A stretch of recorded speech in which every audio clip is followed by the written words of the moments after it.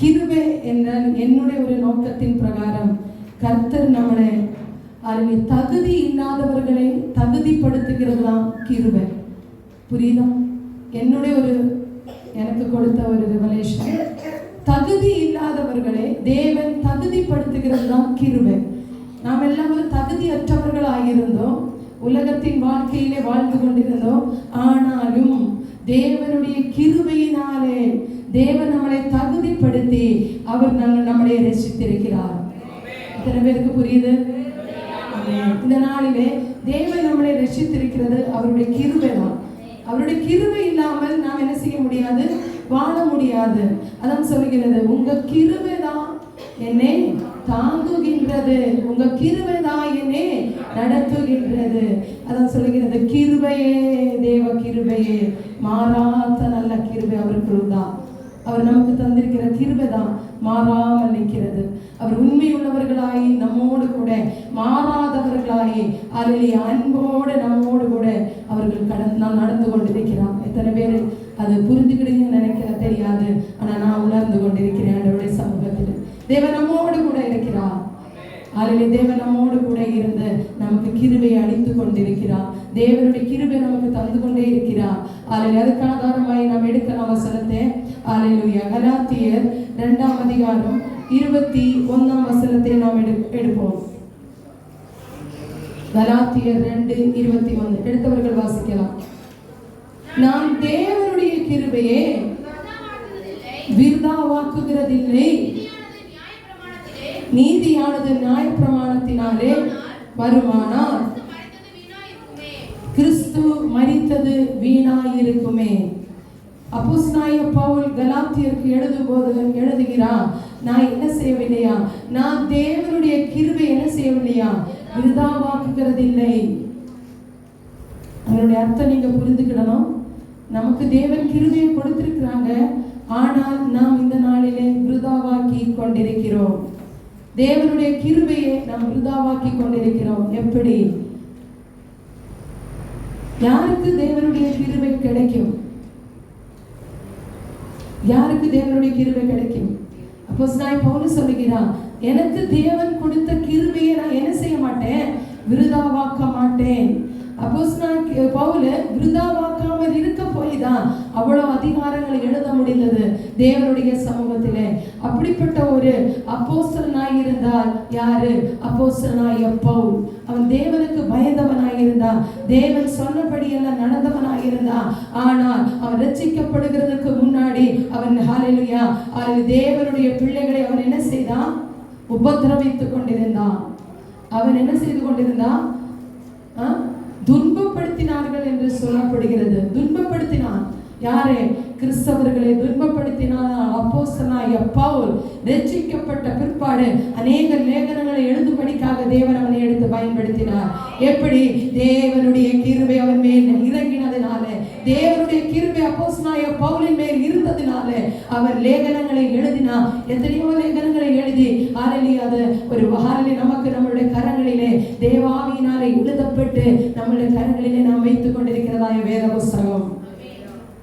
அதனால பவுல் சொல்லுகிறான், தேவன் எனக்கு கொடுத்த கிருபையை நான் என்ன செய்ய மாட்டேன்? விருதாவாக்குகிறதில்லை. நம்முடைய வாழ்க்கையில நாம் நினைச்சு பார்க்கலாமா? நமக்கு கொடுத்திருக்கிறதாய கிருபை நாம் ஒவ்வொரு நாளும் இழந்து கொண்டிருக்கிறோம். எதற்கு இழக்கிறோம்? தேவனுடைய சமூகத்திலே உட்கார்ந்து ஜெபிக்கக்கூடிய நேரம் நாம் கண்டத்துகிறதில்லை. வேத வாசிக்கக்கூடிய நேரத்தை நாம் கண்டத்துகிறதில்லை. பாக்கி எல்லாத்துக்கும் நாம் நேரத்தை கண்டெடுத்து கொண்டிருக்கிறோம். எப்படி தெரியுமா?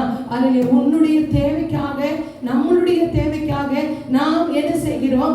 ஓடிக்கொண்டிருக்கிறோம். தவிர தேவனுக்காக ஒரு ஸ்டெப் நம்மளால எடுத்து வைக்க முடியாமல் நாம் என்ன செய்து கொண்டிருக்கிறோம்?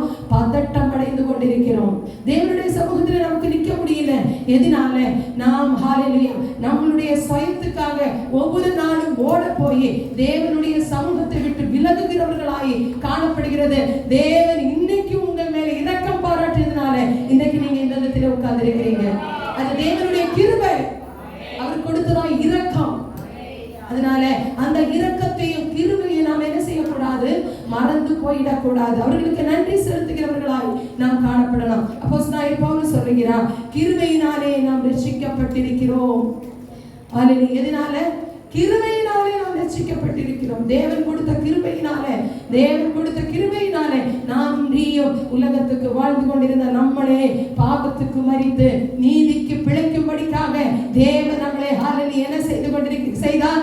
ரட்சித்தார், அழைத்தார். அவருடைய நீதிக்கு பிழைக்கும்படிக்காக, உலகத்தின் நீதிக்கும் அதனுடைய இன்பத்துக்கும் பிழைக்கும்படிக்காக உன்னை தேவன் ரட்சிக்கவில்லை.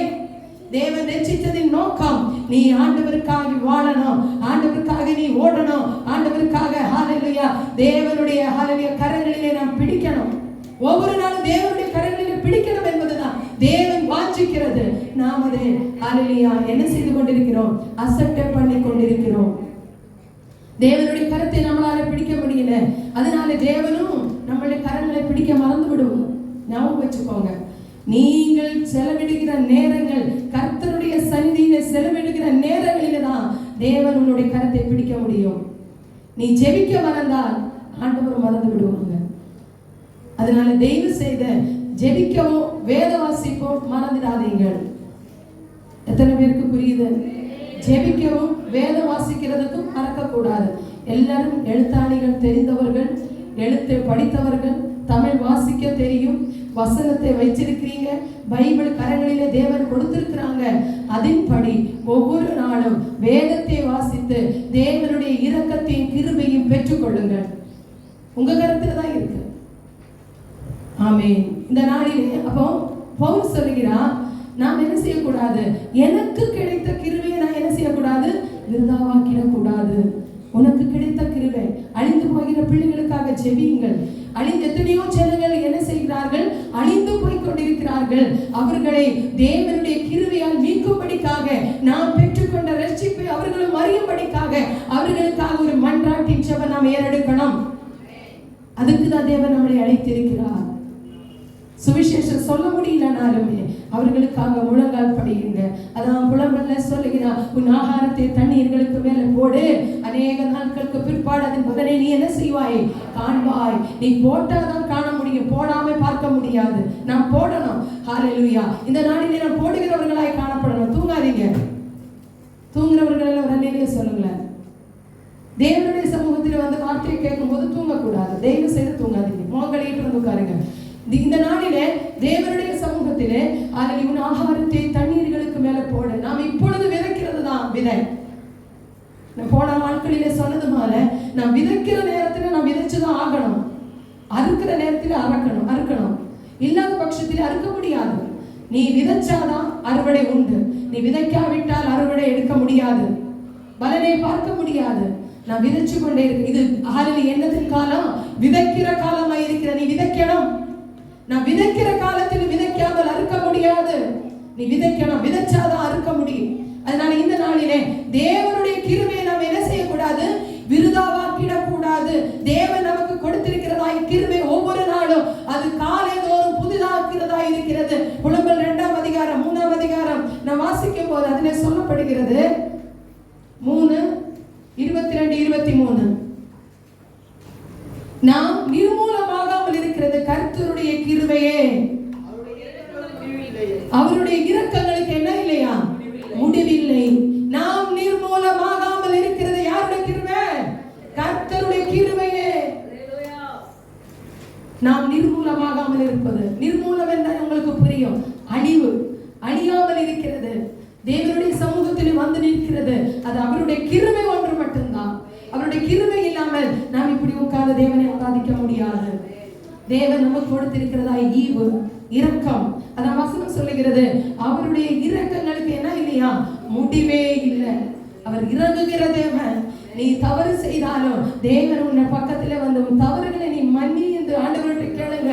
அவர் இரக்கம் உள்ளவர்களாய் உன் தவறுகளை மன்னிக்கிற தேவனாய் இருக்கிறார். நாம் தான் தேவனுடைய சமூகத்திலே நம்மளை நாம் அர்ப்பணம் செய்யணும். நம்முடைய தவறுகளை நாம் என்ன செய்யணும்? ஆண்டவருடைய சமூகத்தில் அர்ப்பணம் செய்து, ஆண்டவரே நான் இந்த காரியங்களை செய்திருக்கிறேன், என்னிடத்திலே மன்னியும் என்று சொல்லும் போது தேவ இரக்கமுள்ளவர்களாய் நம் பக்கத்திலே வந்து இறங்குவார். அவர்களுடைய கிருபை உங்களுக்கு அளிப்பார். அதனால இந்த நாளிலே தேவனுடைய இரக்கத்தை நாம் பெற்றுக்கொள்ளணும். அதான் வசனம் சொல்லுகிறது. அதிலே புலம்பல் சொல்லுகிறது என்ன தெரியுமா? 3:22 சொல்லுகிறது, நாம் நிர்மூலமாகாமல் இருக்கிறது தேவனுடைய கிருபையே, அவருடைய இரக்கங்களுக்கு முடிவில்லை. அவர் இறங்குகிற தேவன். நாம் ஒரு மனுஷனை பார்த்து இறங்க முடியாது. என்ன தெரியுமா? நமக்கு இரக்கம் ஒரு குணமே கிடையாது. என்ன இரக்கம் பட்டா முடிஞ்சு போச்சு காரியம். இரக்கம் நமக்கு இல்லவே இல்லை. நம்ம சாப்டர்ல நம்ம எழுதி வைக்கல இரக்கம். இரக்க குணம் வேணும். தேவன் நம்மிடத்தில் இரக்கமா இருக்கிறாங்க இல்லையா? அப்படி நாம் இரக்கம் உள்ளவர்களாய் இருக்கணும். இரக்கப்படணும். கஷ்டப்பட்டவர்களை பார்த்தா இரக்கப்படணும். எப்படி இல்லை, நான் எப்படி போய் இருங்க கிடையாது. உன் சுயத்தை நீ சாகடிக்கணும். நம்முடைய சுயத்தை சாகடித்தாதான் இரக்க மனோபாவம் நமக்கு கிடைக்கும். இரக்க மனோபாவம் கிடைக்கும். இல்லாத பட்சத்திலே சுயத்தை சாகடிக்காமல் ஒரு நாள் இரக்கத்தை பெற்றுக்கொள்ள முடியாது. தேவனும் இறங்க மாட்டார். கண்டும் காணாதவர்களை போல முகத்தை திருப்புவார். உங்களுக்கு காணாதவர்களை போல இருக்கணுமா, காண்கிறவர்களை போல இருக்கணுமா? பார்க்கவே வேண்டாமா? வாய் திறந்து பேசுங்களேன். பார்க்கிறவர்களை போல இருக்கணுமா, பார்க்காதவர்களை போல இருக்கணுமா? பார்க்கிறவர்களை போல இருக்கணும்னா தேவனுடைய சமூகத்திலே நாம் இரக்கத்தை பெற்றுக்கொள்ளணும். பார்க்கிறோம், தேவன் நம்மளை பார்க்கிறவர்களாயிருக்கிறார், காண்கிறவர்களாயிருக்கிறார். அப்போ அந்த இரக்கத்துக்கு, அவர்களுடைய இரக்கத்துக்கு முடிவில்லையா? நம்மளுடைய இரக்கம் இவ்வளவுதான் இருக்கும், அதுக்கப்புறம் இறங்க மாட்டோம். எதுக்கு தெரியுமா? அது எப்படி இறங்க முடியும்? அது எப்படி நாம் செய்ய முடியும்? என்ன இல்ல, தேவனுடைய அன்பை இன்னும் நாம் ருசிக்கவில்லை, அதனாலதான் இறங்க முடியவில்லை. சபைக்கு வர சொன்னா இன்னைக்கு வர அக்கான்னு சொன்னா அடுத்த நாள் ஒரு வாரம் கழிச்சுதான் நீ பார்க்க முடியும். என்ன இல்ல, அந்த இடத்துல அவங்களுக்கு என்ன இல்லை, கீழ்ப்படிதல் இல்லை, ஒரு இரக்க மனோபாவம். எதுக்கு கூப்பிட்டாலும் கூட கேட்கிறது அப்படிப்பட்ட ஒரு மனோபாவமும் கிடையாது. ஏன், எதுக்கு இறங்கணும்? இப்படிப்பட்ட சிந்தனைகளை எடுத்து விடுங்க. தேவன் உங்களை, தேவன் இரக்கம் உள்ளவராய் இருக்கும் போது நாம் இரக்கமுள்ளவர்களாய் இருக்க வேண்டாமா? வேண்டாமா? இப்படி இருந்தா போதுமா? தேவன் நாம் மேலே இரக்கமாய் இருக்கிறாங்க. அதுக்கு அடுத்த வசனத்தை வாசிக்கும் போது, அவைகள் காலைதோறும் புதியவைகள், உமது உண்மை பெரிதாயிருக்கிறது. அது காலைதோறும் புதிதாயிருக்கிறதா? புதியவைகள். நாம் காலைதோறும் எந்திரிச்சு கிச்சனுக்குள்ள ஓடுறதை விட்டுட்டு ஒரு 10 நிமிஷம் ஆண்டவருடைய சமூகத்தை நோக்கி ஜெபம் பண்ணுங்கள். அது காலைதோறும் நாம் புதிதாக்கணும். காலைதோறும் நாம் கிருபையை பெருக பண்ணணும். காலைதோறும் தேவனுடைய இரக்கத்தை நாம் பெற்றுக்கொள்ளணும். அதனால அது காலைதோறும் அது புதிதாக்கப்படணும். நம்ம தேவனுடைய சமூகத்தில் ஒவ்வொரு நாளும் காலைதோறும் நாம் எந்திரிச்ச உடனே கிச்சனுக்கு ஓடாம, ஏன்னா எங்க போனோம் தெரியுமா? 5 நிமிஷம் உனக்கு கிடைக்கிற நேரம் என்ன செய்யணும் தெரியுமா? ஆண்டவருடைய சமூகத்தில் இரக்கத்தையும் கிருபையும் பெற்றுக்கொள்ளுங்கள். அப்ப அது காலைதோறும் தான் புதிதாக்க முடியுமா? இல்லாத வசனம் அப்படி எழுதாது. அது காலைதோறும் புதிதாக இருக்கும். புதிய கிருபைகளினால், புதிய நன்மைகளினால், புதிய வரங்களினால் தேவன் நம்மளை ஆளுநர் காலைதோறும் நிரப்புவார். அதனால அவருடைய கிருபை என்ன, எப்படிப்பட்டது? இரக்கம் உள்ளது. அவருடைய கிருபை, அவர்களுடைய இரக்கத்துக்கு முடிவே இல்லை. 32ஆம் வசனத்தை வாசிக்கும் போது சொல்லுகிறது, அவர் சஞ்சலப்படுத்தினாலும் தகுந்த மிகுந்த கிருபையினால் இறங்குவார். அவர் நம்மளை சஞ்சலப்படுத்தினாலும் அதில் என்ன செய்வார்களா? மிகுந்த கிருபையினால் அவர் இறங்குவார். உண்மையில வைத்திருக்கிறதாய் அன்பு, தேவன் நமக்கு செலுத்தினதாய் அன்பு, அதனால அவர் மிகுந்த கிருபையினால் நம்ம மேலே இறங்குவார். கிருபை உள்ளவர்களாய் இருக்கிறார். நோவாக்கு தேவனுடைய கண்களிலே தயவு கிடைத்தது. அவன் என்ன செய்தான்? அவனும் பிள்ளைகள் மனைவிகளும் என்ன செய்யப்படுகிறது? அவர்கள் உலகத்துக்கு அழியப்படாமல் அவர்கள் பெட்டகத்திலே கடக்கும்படிக்காக தேவன் உதவி செய்தார். அப்போ அவர்களை தேவன் பாதுகாத்தார். நோவாவுக்கு தேவனுடைய கண்களிலே தயவு கிடைத்தால் உங்களுக்கு கிடைக்காதா? கிடைக்கும். நோவா தேவனோடு கூட சஞ்சரித்தார், தேவனோடு கூட வாசம் பண்ணினான். அதனால அந்த கிருபை நோவாவுக்கு கிடைத்தது. அந்த கிருபை நாமும் பெற்றுக்கொள்ளணும். இந்த நாளில் தேவனுடைய சமூகத்திலே கடந்து வருகிறதாய தேவ பிள்ளைகளே, கிருபை இரக்கத்தை நாம் பெற்றுக்கொள்ளணும்னா, அது காலைதோறும் புதிதாக்கணும்னா, தேவனுடைய சமூகத்தில் அமர்ந்திருந்து தேவன் யார் என்று நாம் அறிந்து கொள்ளணும். அறிந்து கொள்ளும் போதுதான் தேவனுடைய கிருபை இரக்கமும் நாம் என்ன செய்ய முடியும்? பெற்றுக்கொள்ள முடியும். அல்லேலூயா. இந்த நாளிலே எசேக்கியாவே தேவன் என்ன செய்தார்? அதில் உலர்ந்த எலும்புகள் இருக்கிற இடத்திலே கூட்டிக் கொண்டு போய் எசேக்கியேல் இடத்திலே தேவன் கேட்கிறார், எசேக்கியேலே இந்த எலும்புகள் உயிரடையுமா கேட்கிறார். தேவன் சொல்லி அப்பொழுது எசேக்கியாவை என்ன சொல்லுகிறான்? தேவனே அது உமக்கே தெரியும். தேவனுக்கு தான் தெரியும் அது உயிரடையுமா உயிரடையாதது கர்த்தருக்கு தான் தெரியும். எதற்கு தெரியுமா? அவருடைய வார்த்தை ஜீவனுள்ளதாக இருக்கிறது. அதில் எசேக்கியா அறிந்திருந்தான். அதனாலதான் எசேக்கியா சொல்லுகிறான், ஆண்டவரே அது உமக்கே தெரியும். நீங்க நினைக்கிறீங்க என்னுடைய எதிர்காலம் இவ்வளவுதானா, எனக்கு இன்னொரு வாழ்க்கை இல்லையான்னு. ஆண்டவர்கிட்ட நீங்க சொல்லுங்க, ஆண்டவரே இதெல்லாம் என்னுடைய எதிர்காலம், என்னுடைய அதன் எதிர்காலத்தை பத்தி அது உமக்கே தெரியும், என்னுடைய வாழ்க்கை பத்தி அது உமக்கே தெரியும், என்னுடைய ஃபியூச்சரை பத்தி அது உமக்கு தான் தெரியும். நம்மளை முன்னமே அறிந்திருக்கிற தேவன், அவர் நம்மளை முன்னமே அறிந்திருக்கிறான். அவர் முன்னமே, நாம் இன்னைக்குள்ளதான் நாம் அறிந்திருக்கிறோம். ஆனால் தாயின் கருவில் உருவாகிறதுக்கு முன்னமே தேவன் உன்னை அறிந்திருக்கிறான். அந்த நாளிலே அவர் என்ன செய்திருக்கிறார்? உன்னுடைய திட்டங்களை தீர்மானம் எல்லாம் தேவன் எழுதி வைத்திருக்கிறார். நீ என்ன ஆகுவே என்று கூட தேவன் எழுதி வைத்திருக்கிறார். அதை மாற்றி எழுதுறது நீங்க தான், தேவன் கிடையாது. தேவன் உங்களை பத்தி ஒரு நோக்கம் வைத்திருக்கிறாங்க. அந்த நோக்கத்துக்கும் திட்டத்துக்கும் தீர்மானத்துக்கும் நம்மளை அர்ப்பணம் செய்யணும். கேட்கிறான், ஆண்டவரே அது உமக்கே தெரியும். எதுக்கு நான் சொல்ல வந்தேனா, அதாவது தேவனுடைய கிருபை ஒவ்வொரு ஜனங்கள் மேல இருக்க போய்தான். அப்பொழுது எசேக்கியா சொல்லுகிறான், உலர்ந்த எலும்புகளை உயிரடைய செய்ய வல்லமையுள்ள தேவனுடைய வார்த்தை அந்த இடத்திலே புறப்பட்டது. நீ சொல். ஆண்டவர் சொல்லும் போது அவர் தீர்க்க தரிசனம் உரைத்தான். உலர்ந்த எலும்புகள் உயிரடைந்தது. அதுக்கு மாம்சமும் நரம்புகளும் சதைகளும் ஒன்று கூடி அது ஒரு சமகா சேனையாய் நின்றது. அப்ப உங்களை உலர்ந்த எலும்புகளை உயிரடைய செய்கிறதாய தேவன் ஆவிக்குரிய நிலைமையில நீங்கள் உலர்ந்து கிடக்கிறீங்களா? இந்த நாளிலே இந்த இன்னைக்குதான் உங்களுக்கு ஒரு வீண்டெடுப்பின் நாளா இருக்கிறது. நீங்க ரட்சிக்கப்படும்படிக்காக தேவனுடைய சமூகத்தில் ஒப்பு கொடுக்கும்படிக்காக இது ஒரு என்ன காலம்? ரட்சிப்பின் காலமாய் ரட்சிக்கப்படுங்க. இன்னும் நாம் ரட்சிக்கப்படாமல் நிறைய காரியங்கள் நம்முடைய வாழ்க்கையில கிடக்கிறது, விட முடியாத காரியங்கள். நாம் இன்னும் விட முடியல. ஆண்டவருக்குள்ள வந்துட்டோம், சில காரியங்கள் விட முடியல. ஏன் விட முடியல? மாம்சம் நமக்குள்ள ஒட்டி கொண்டிருக்கிறது, ஜென்ம சுபாவங்கள் ஒட்டி கொண்டிருக்கிறது. தேவன் ஜென்ம சுபாவத்திலிருந்து உங்களை அழைக்கவில்லை, தேவனுக்கென்று உங்களை அழைத்திருக்கிறார். அந்த அழைப்பை நாம் என்ன செய்யணும்? உறுதிப்படுத்தணும். உலர்ந்த எலும்புகளை உயிரடைய செய்கிறதாய தேவனுடைய வார்த்தையை நாம் விசுவாசிக்கணும். வார்த்தைகளை விசுவாசிக்கும் போதுதான் அது உயிரடைய முடியும். ஆண்டவருடைய வார்த்தைக்கு என்ன உண்டு? அது வல்லமையும் ஜீவனும் உள்ளதாய் புறப்படுமா, இருபுறமும் கருக்குள்ளதாய் புறப்படுமா. அப்ப அந்த வார்த்தை தேவன் எப்படி இந்த உலகத்தில் இருந்தார்களோ, எப்படி வல்லமையும் கிருபையினால தேவன் இந்த உலகத்தில் வாழ்ந்தார்களோ, அப்படி வல்லமை இருக்கிறது நீங்க வைத்திருக்கிறதா இந்த வசனத்துக்கு. அத்தனை வல்லமையும் தேவன் இந்த வார்த்தைக்கு கொடுக்கப்பட்டிருக்கிறது. நீங்க விசுவாசித்து பாருங்கள், தேவனுடைய வார்த்தை உங்களுடைய வாழ்க்கையில நிறைவேறும். நிறைவேறணுமா வேண்டாமா? நிறைவேறும்.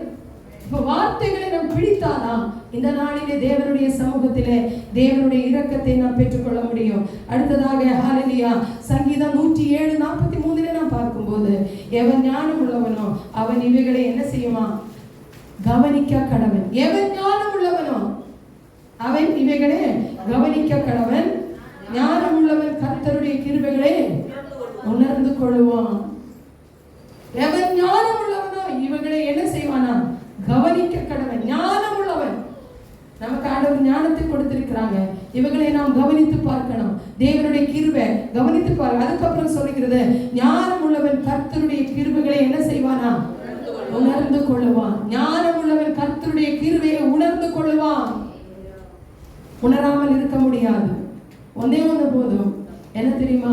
தேவன் நமக்கு கொடுத்திருக்கிற கிருபை. நாம் நிற்பது நிர்மூலமாகாமல் இருக்கிறதும் தேவனுடைய கிருபையே. தேவனுடைய கிருபை தான் நாம் நிற்பதும் நிர்மூலமாகாமல் இருக்கிறதும். அடுத்ததாக சொல்லுகிறது சங்கீதம் 107:2 எதுக்கு அப்படி சொல்லப்பட்டிருக்கிறது, எதுக்கு அப்படி எழுதப்பட்டிருக்கிறது நாம் வாசிக்கும் போது, கர்த்தரால் கைக்கு நீங்களாக்கி மீட்கப்பட்டு கிழக்கிலும் மேற்கிலும் வடக்கிலும் தெற்கிலும் உள்ள தேசங்களிலும் இருந்து சேர்க்கப்பட்டவர்கள் அப்படி சொல்ல கடவர்கள். 1வது வசனம் வாசிக்கும் போது, கர்த்தரை துதியுங்கள், அவர் நல்லவர், அவர் கிருபை என்றும் உள்ளது. கர்த்தரை துதியுங்கள், அவர் நல்லவர், அவர் கிருபை என்றும் உள்ளது. எதுக்கு அப்படி எழுதப்பட்டிருக்கிறது? இஸ்ரவேல் ஜனங்களை செங்கடலை கடக்கும்படிக்காக தேவன் உதவினாரா இல்லையா? உதவி செய்தாரா? அது எது? தேவனுடைய கிருபை தான். எகிப்திலிருந்து மீட்கும்படிக்காக பார்வோன் இருதயத்தை அவர்கள் என்ன செய்தார்கள்? சதையாக்கி மாற்றினாரா இல்லையா? அதுவும் தேவனுடைய கிருபை. அவர்களை செங்கடலை கடக்க செய்தார்கள். பார்வோன் அடிமத்திலிருந்து மீட்கப்பட்டார்கள். அதுக்கப்புறம் அது எரிகோ மதிலை தாண்டும்படிக்காக தேவன் அவருக்கு உதவி செய்தார். உதவி செய்தாரா இல்லையா? எரிகோ மதில் எப்படிப்பட்ட ஒரு மதில் ஆயிருக்கும். அந்த மதிலை கூட கடக்கும்படிக்காக யாரு உதவி செய்தா? தேவனுடைய கிருபையால் இஸ்ரவேல் ஜனங்கள் கடக்கும்படிக்காக அவர்களுக்கு உதவி செய்தார். பார்வோனுக்கு ஒண்ணு, இஸ்ரவேல் ஜனங்கள் என்ன செய்யக்கூடாது? எதிர்த்து நிற்க கூடாது.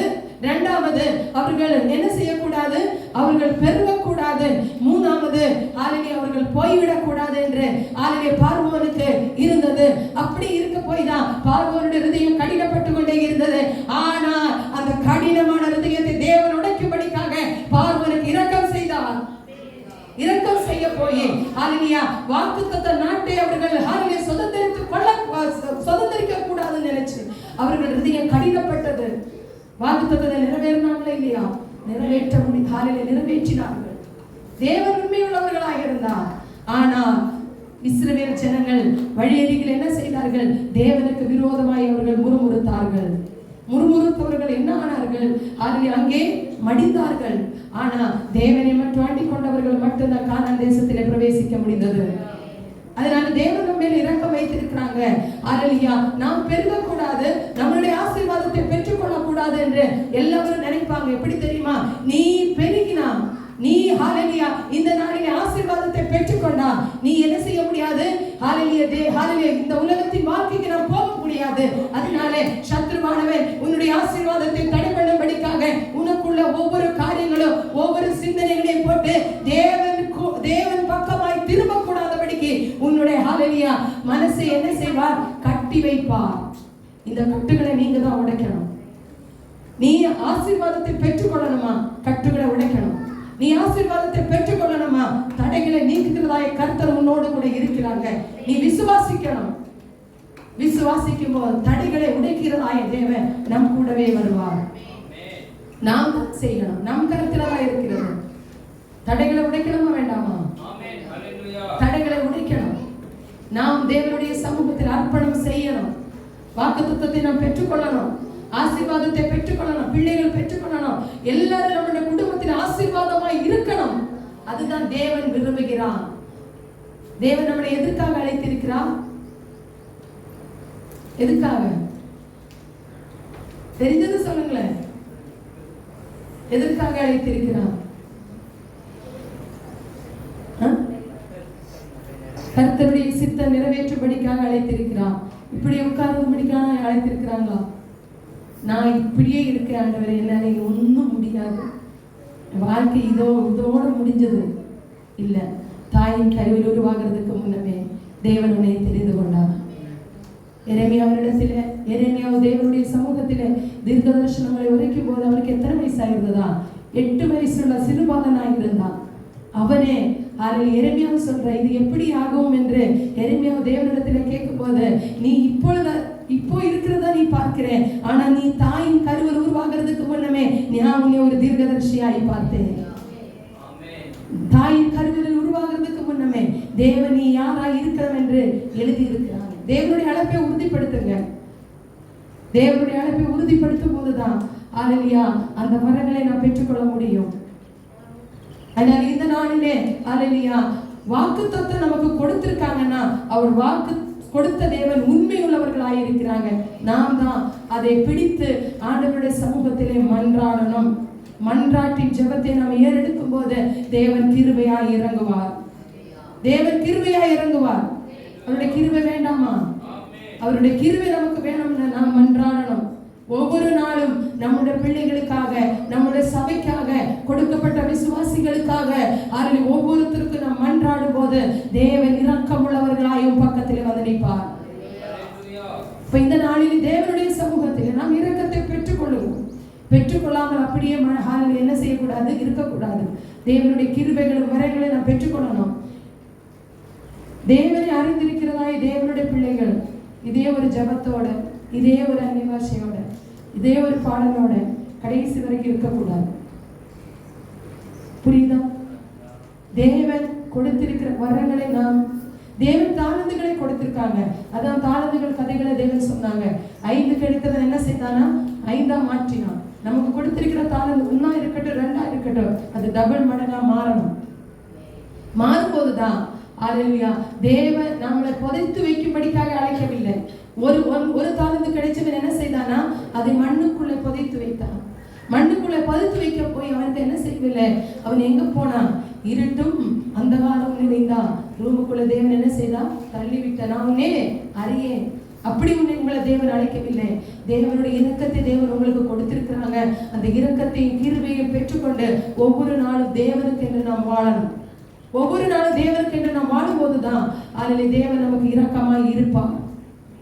தேவனுக்கு என்று வாழணும். உலகம் இரண்டாவது தான் பிள்ளை குட்டிகள். பிள்ளைகள் இருக்கதான் செய்யும். ஆனா பிள்ளைகளுடைய காரியத்தில மட்டும் நம்ம என்ன செய்யக்கூடாது, போயிடக்கூடாது. ஒரு இடத்தில் ஒரு விதவையான ஸ்திரீ இருந்தாளா. ஒரு சின்ன ஸ்டோரி மட்டும். அந்த ஸ்திரீக்கு ஒரே ஒரு குமாரன். அவர் என்ன செய்தா, இந்த விதவையான ஸ்திரீ அந்த ஊருக்கு என்ன செய்வார்கள், இந்த எங்கெல்லாம் இருக்கான்னு தெரியல, அந்த காலங்களிலே அவர்கள் ஒதுக்கப்படுவார்கள். கணவன் இறந்தவர்கள் அவர்கள் என்ன செய்வார்களா, ஒதுக்கப்பட்ட நிலைமையில் காணப்படுவார்கள். அந்த ஸ்திரீ என்ன செய்வா, ஒரே ஒரு குமாரன் கொடுக்கப்பட்டது. அந்த குமாரனை எப்படியாச்சும் ஒரு நல்ல நிலையிலே கொண்டு வரணும் என்று அந்த தாயானவள் நினைத்தாள். அல்லேலூயா, நானும் கஷ்டப்பட்டுட்டேன், என் பிள்ளைக்கு அப்படிப்பட்ட ஒரு நிலைமை வரக்கூடாது என்று நினைத்து அந்த பிள்ளைக்காக இவள் ஓடினாள், உழைத்து அவளை நல்ல ஒரு நிலையிலே படிக்கணும் என்று நினைத்தாள். படிக்க வைத்து நல்ல ஒரு வேலையிலே கொண்டு போய் நிறுத்தணும் என்று அவள் நினைத்தாள். அவளுடைய வாழ்நாளெல்லாம் தன்னுடைய மகனுக்காக ஓடி உழைத்து அவனை ஒரு நல்ல நிலையிலே பார்க்கணும், அவன் நல்ல வேலை கிடைக்கணும். எப்படி எல்லா தாய்மார்களுக்கு இருக்கிறது போல அந்த தாய்க்கும் இருந்தது. நீங்களும் அப்படிதான் நினைப்பீங்க, உங்களுடைய பிள்ளைகள் நல்ல ஒரு நிலையில வரணும், நல்லவர்களாய் வாழணும், நல்ல உலகத்துக்கு நம்முடைய கிராமத்திலே நம்ம பிள்ளைகளை போல வேற பிள்ளைகள் இருக்கக்கூடாது, நம்ம பிள்ளைகள் உயர்ந்த நிலையில இருக்கணும் என்பதெல்லாம் நம்மளுடைய ஆசையாயிருக்கும். அப்படி அந்த தாய்க்கு இருந்தது. அந்த தாய் அவனை படிக்க வைத்து, அவன் கஷ்டப்பட்டு படித்து அவனை படித்துக் கொண்டு இருக்கும் போது அவனோடு கூட படிக்கிறவர்கள் எல்லாம் எப்படிப்பட்டவர்கள், பணக்காரர்களும் அவன் கூட படிக்கிறவர்கள் எல்லாம் நல்ல நிலையில் இருக்கிறவர்களும் ஆகியிருந்தார். அவன் என்ன செய்தான், இது பார்த்து இவன் தாயை அவன் என்ன செய்தான், வெறுக்க ஆரம்பித்தான். பிள்ளைகளுக்கு தான் இந்த கதைகள் வந்து கொண்டிருக்கிறது. வெறுக்கிறது பெரிய காரியம் கிடையாது. உன்னை தாய் சுமந்தாங்க என்று நீங்க மறந்துடக்கூடாது. 9 மாசம் சுமந்து ஒரு குழந்தை பருவத்தில் எடுத்து உங்களை வளர்த்தி ஆளாக்குறது யாரு, ஒரு தாய் தகப்பனுடைய கடமை. அப்போ தாயை வெறுக்க ஆரம்பித்தான். ஆனாலுமே அந்த தாய் அந்த மகனை என்ன செய்யவில்லை, வெறுக்கவில்லை. தன் தாய் தன்னோட மகனுக்காய், அந்த தாய் மகனுக்காய் உழைத்து வேர்வை ரத்தமாய் சிந்தி ஒவ்வொரு நாளும் என்ன செய்தா, அவன் உழைத்து அந்த மகனை படிக்க வைத்தார். படிக்க வைத்து இவனுக்கு ஒரு நல்ல வேலை கிடைச்சது. அந்த ஊரிலே அவன் வேலை வாங்கி அமர்ந்திருந்தான். சில நாட்களுக்கு பிற்பாடு அவன் என்ன செய்தான் தெரியுமா, இந்த வேலையின் காரணமாகி உயர்ந்த படிப்புக்காக வெளியூருக்கு போக வேண்டியதான் நிலைமை வரும்போது இவன் தன் தாயை உதறிவிட்டு அவன் என்ன செய்தான், வேற ஊருக்கு போய் அந்த படிக்கும்படிக்காக அவன் கடந்து சென்றான். அவன் போன பிற்பாடு அவன் தன்னுடைய தாயை அவன் என்ன செய்யவில்லை, எடுத்து கூட பார்க்கவில்லை. அநேக நாட்களுக்கு பிற்பாடு அவன் திரும்பி வரும்போது அவன் என்ன செய்தான், தன்னுடைய தாயை பார்க்கும் போது தன்னுடைய தாயை ஒரு என்ன படுத்த படுக்கையிலாய் கிடக்கிறதை பார்த்தான். அவனுக்கு என்ன எப்படி இருக்கும், சொந்த மகனுக்கு தாயை பார்த்த உடனே என்ன இருக்கும், வேதனை வந்திருக்குமா? எல்லாருக்கும் வராது, வர்றவங்களுக்கு வருன்னு. அப்போ அந்த தாய்க்கு மகனை பார்த்து வேதனை அடைந்தான். தாய் மகனை பார்த்து வேதனை அடைந்தது மட்டுமல்லாமல் மகனுடைய ஹிருதயம் என்ன செய்தது, உடைந்தது. அவள் ஒரு கிறிஸ்தவ பெண்ணாக இருந்தாள். அவள் சின்ன வயதிலே அவளுக்கு சொல்லிக் கொடுத்தது ஞாபகம் இருக்கிறது. என்னை கேட்டானா, தேவனுடைய கிருபை உன்னை தாங்கும், தேவனுடைய கிருபை உன்னை தாங்கும் என்று சொல்லுவான். அதனால எந்த காரியங்களும் தாயினிடத்தில் அவள் சொல்ல மாட்டான். எதுக்கு தெரியுமா, என்ன சொன்னாலும் தேவனுடைய கிருபை உன்னை தாங்கும் இது மட்டும் தான் சொல்லுவாள் தவிர வேற எதுவுமே அவள் சொல்ல மாட்டான் என்று மகன் தெரிஞ்சு கொண்டிருந்த. அதனால எந்த காரியமும் அவன் என்ன செய்ய மாட்டான், தாயினிடத்திலே பகிர்ந்து கொள்ளாமல் அவனுடைய காரியத்தில் அவன் கரெக்டா இருந்தான். இப்போ நாட்களிலே அவர் சில பிள்ளைகளை பார்க்கும்போது அவர்களுடைய காரியத்தில் அவர்கள் கரெக்டா இருப்பாங்க, வேற எந்த காரியத்துக்கும் அவங்க என்ன செய்ய மாட்டாங்க, ஏறெடுத்து கூட பார்க்க மாட்டாங்க. நான் நல்லா இருக்கேன், அதுதான், வேற எதுவுமே அவனுக்கு தெரியாது. அப்படி இருந்தவன் இவன் தாய் படுக்கையில பார்த்து அவன் என்ன செய்த தெரியுமா? மனதுருக்கமாயிட்டு என்னுடைய தாய். அவன் பக்கத்து வீட்டில் உள்ளவங்களை பார்த்து கேட்டான், தாய்க்கு என்ன ஆச்சு? நிறைய காரியங்கள் கதையாய் சொல்லும் போது அவனை படிக்க வைத்ததும், அவனை ஹalleluya ஒவ்வொரு நாளும் கஷ்டப்பட்டதும் ஹalleluya ஊரவங்க சொல்லி அவனுடைய மனம் என்ன செய்தது? தன்னுடைய தாய்க்காக இறங்கிட்டு. என்ன தாய் படிக்க வைக்கலன்னா உயர்ந்த நிலையில போயிருக்க முடியுமா? அப்படி உதவி விட்டுட்டு தாய்க்கு போக தெரியாதா? தெரியும். இந்த நாளிலே அந்த தாயே ஹalleluya அதுக்கப்புறம் ஹalleluya அப்பொழுது அவன் நினைத்தான், தேவனுடைய கிருபைதான் என்னை இவ்வளவு நாள் கொண்டு வந்தது. அந்த நாளிலே அவன் நினைத்தான், தாய் படுக்கையில கடக்கும் போது அவன் நினைத்தான், தேவனுடைய கிருபைதான் நான் ஹalleluya தாயாரை உயிரோட பார்க்க முடிந்தது. இல்லைன்னா பார்க்க முடிந்திருக்குமா? அவன் உயர்ந்த டாக்டர்கள் இடத்துல கொண்டு போய் தன்னுடைய தாயை குணமாக்கும்படிக்காக அவனை அழைத்து கொண்டு போனான். ஆனால் தேவன் அந்த தாய்க்கு மறுபொழிப்பை கொடுத்து ஹalleluya அத தேவனுடைய கிருபை. நமக்கு மறுபொழிப்பு கொடுக்கிறது யாரு? தேவன் தான். அந்த மறுபிழைப்பை கொடுத்து அவர்கள் சந்தோஷமாய் வாழ்ந்தார்கள். ஆனால் இந்த நாளிலே நான் சொல்லுகிறது, பிள்ளைகளுக்கு சொல்லுகிறது, தாய் தகப்பன்மாரை நீங்க என்ன செய்யக்கூடாது? தாய் தகப்பன்மாருக்கு என்ன செய்யக்கூடாது? எல்லாருக்கும் தான் வெறுக்க கூடாது. எவ்வளவு கஷ்டப்பட்டு உங்களை வளர்க்கிறாங்க என்பதை நீங்க மறந்து போயிடக்கூடாது. அவர்களுடைய சுயத்துக்காக வாழ்ந்துருந்தாங்க. நீங்க எல்லாம் இப்ப நல்ல நல்ல ட்ரெஸ் எல்லாம் போட்டு உட்கார முடியுமா? முடியுமா? அவர்களுடைய கஷ்டத்திலே அவர்கள் நினைக்காமல் பிள்ளைகளுக்காய் வாழ்கிற தாய் தகப்பன்மார்கள், பிள்ளைகள் நல்லா இருக்கணும், அவர்களுடைய நல்ல நிலையில போகணும் என்றுதான் எல்லா தாய் தகப்பன்மாரும் நினைப்பாங்க. அப்படித்தானே? எல்லாரும் அப்படித்தானே இருக்கீங்க? அப்போ இந்த நாளிலே பிள்ளைகள் கவனமா இருக்கணும். தாய் தகப்பன்மாரே நாம என்ன செய்யக்கூடாது? எய்த்து பேசக்கூடாது. வளர்ந்திருக்கலாம், நீங்க வளர்ந்திருக்கலாம், தாய் அளவுக்கு தகப்பன் அளவுக்கு எல்லாம் வளர்ந்திருக்கலாம். ஆனால் உன்னை சுமந்தது யாரு? உன்னை அருமையா ஊட்டி வளர்த்தது யாரு? எப்படி வளர்த்தாங்க, எப்படி கஷ்டப்பட்டாங்க என்பதை நாம் என்ன செய்யணும்? உணர்ந்து கொள்ளணும். பிள்ளைகள் உணர்ந்து கொள்ளணும். காசு கையில வந்த உடனே தாயை என்ன செய்யக்கூடாது? மதிக்காமல் போயிடக்கூடாது. நீ எப்படி உழைக்கிற, நீ உழைக்கிறதுக்கு காரணம் யாரு, அது எப்படி வந்துச்சு என்பதை நாம் அறிந்து கொள்ளணும். இல்ல நம்ம ஹைட்டுக்கு வந்தோடனே நான் வளர்ந்துட்டேன், இனி எனக்கு என்ன வேணாலும் நடக்கலாம். நல்ல புத்திகளை சொல்லிக் கொடுக்கும் போது கவனித்து கேளுங்கள். உங்கள் நன்மைக்காக தான் தாய் தகப்பன்மார் என்ன செய்வார்கள்? உங்களை திட்டுவார்கள், உங்களை அடிப்பார்கள். அந்த அடியெல்லாம் சகித்துதான் ஆகணும். சகித்தாதான் உண்டு வாழ்க்கை. இல்ல எனக்கு அடியெல்லாம் வேண்டாம், என் இஷ்டத்தின்படி வாழணும்னா நாம நல்ல பிள்ளைகளா இருக்க முடியாது. என்ன சொல்றீங்க? தன் மகனை பிறம்பினாலே நாம் பிறம்பை வச்சு அடிக்காதவன் தன் மகனை என்ன செய்கிறானா? பகைக்கிறான் என்று வசனம் சொல்ற. பிறம்பு எடுக்க வேண்டியது எடுத்துதான் ஆகணும். பிறம்பை நீ எடுக்காவிட்டா நீ தான் தவறு பண்ணுங்க. தாய்மார்களுக்கு நீ பிறம்பை எடுக்கலையோ நீ தான் தவறு பண்ற.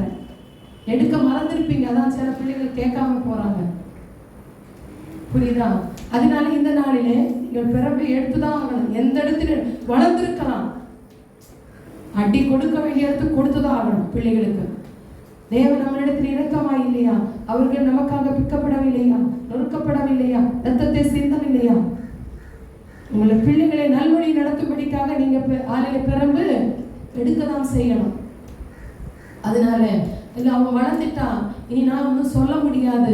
உத்தரவாதம் எடுங்க, ஜெபம் பண்ணுங்க. பிள்ளைகளுக்காக சபையில வரல, ஜெபம் பண்ணுங்க. என் பிள்ளை சபையில ஏன் வரல? அது உள்ள மன வருத்தம் நமக்கு காணப்படணும் தவிர அடுத்தவனுக்கு வராது. நாம் தான் ஜெபித்து பிள்ளைகளை ஆண்டவருடைய சமூகத்திலே அவர்களுக்காக உத்தரவாதத்தும் எடுக்கணும் தவிர அடுத்தவன் எடுக்க முடியாது. நாம் உத்தரவாதத்தும் எடுக்க மாட்டோம், பெறம்பும் எடுக்க மாட்டோம். உப்புக்கு சப்பானி உட்கார்ந்துருப்பான்னு நினைச்ச முடியாத காரியம். காலம் போய்கொண்டிருக்கிறது, கொடிய காலம் வந்து கொண்டிருக்கிறது. அதனால இந்த காலத்திலே பிள்ளைகளை எப்படி வளர்த்துறதுன்னு தன்னுடைய தாய் தகப்பன்மாருக்கு தான் தெரியும் தவிர எல்லாம் கேட்கறதெல்லாம் வாங்கி கொடுக்குறீங்களே, எதனால உங்களால பெருமெடுக்க முடியவில்லை? ஒன்னு கேட்டா 4 வாங்கி கொடுக்குறீங்க, 2 கேட்டா 8 வாங்கி கொடுக்குறீங்க. இப்படி வாங்கி கொடுத்து பிள்ளைகளை என்ன செய்யறீங்க? கெடுத்தி போடுறீங்க. வாங்கி கொடுக்க, கேட்டதெல்லாம் வாங்கி கொடுக்காதீங்க. கஷ்டத்தை புரிய வைத்து வளர்த்துங்க பிள்ளைகளை. கஷ்டத்தை புரிய வைத்து வளர்க்கும் போது அவர்களுக்கு அந்த அருமையை தெரியும். எப்போ தெரியுமா? இவ்வளோ கஷ்டப்பட்டு தான் எங்கள் தாய் தகப்பன்மார் வளர்த்துனாங்க, எனக்கு இது கேட்கும் போது அன்னைக்கு கிடைக்கவில்லை என்று பிள்ளைகள் நினைப்பார்கள். போன வாரம் சம்புலிங்காபுரம் இந்த கிஃப்ட் பாக்ஸ் கொடுக்க போனோம். அப்போ ஒரு பிள்ளை, சின்ன பிள்ளை தான், இப்போ தான் எல்கேஜி யூகேஜி படிக்கிறான்னு நினைக்கிறேன். அந்த பிள்ளைக்கு ஒரு பாக்ஸ் கொடுத்தோம். அந்த பாக்ஸில் வந்து அநேக கலர் பென்சிலு, பிறகு ஷார்ப்னரு, ரப்பரு எல்லாம் இருந்துச்சு. அது கூட ஒரு சின்ன ஒரு பெரியன் மாதிரி ஒரு டாப் இருந்துச்சு. அப்போ அந்த பிள்ளை இதை திறந்த உடனே அந்த பிள்ளை சொன்னது என்ன தெரியுமா? நான் ரொம்ப நாளாக எங்கள் அம்மாட்ட கேட்டுட்டு இருந்தேன், அப்பாட்ட கேட்டுருந்தேன், எனக்கு வாங்கி கொடுக்கல, இன்னைக்கு எனக்கு கிடைச்சது. அந்த பிள்ளையோட முகத்து சந்தோஷத்தை நான் பார்த்தேன். அந்த பிள்ளைக்கு கிடைத்திருந்தா ஒரு பென்சில் தான், ஆனாலும் ஆண்டவர் அந்த பிள்ளைக்கு அதை கொடுக்கும்படிக்காக செய்தார். பார்த்தீங்களா? அவ விரும்பினதை தேவன் நமக்கு தருகிற தேவன். நீ விரும்பணும். அந்த விருப்பத்தை தேவன் அறிந்து நமக்கு தருவார். நம்மளுடைய விருப்பத்தை அறிகிற தேவன் அவர் தான்.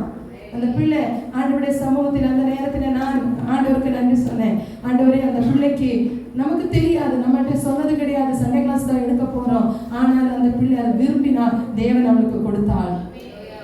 நாம் விரும்பும் போது தான் தேவன் நமக்கு தருவார். அதில் இந்த நாளிலே தேவனுடைய கிருபையை நாம் என்ன செய்யக்கூடாது? விருதாவாக்கிடக்கூடாது.